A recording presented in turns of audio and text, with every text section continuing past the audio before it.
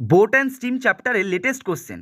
Concept হলো স্রোতের গতিবেগ equal to downstream speed minus upstream speed divided by 2। এবার কোশ্চেনে বলেছে দেখো, বিশাল স্রোতের বিপরীতে 45 ঘন্টায় একটি নৌকায় 285 কিলোমিটার পথ অতিক্রম করে এবং সে স্রোতের দিকে যেতে 18 ঘন্টা সময় নেয়। তাহলে স্রোতের গতিবেগ কত?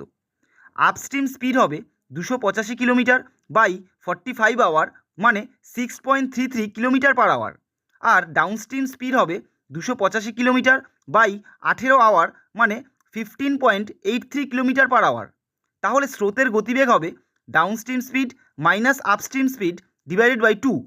তার মানে 15.83 মাইনাস 6.33 ডিভাইডেড বাই 2, তার মানে হলো 4.75 কিলোমিটার পার আওয়ার।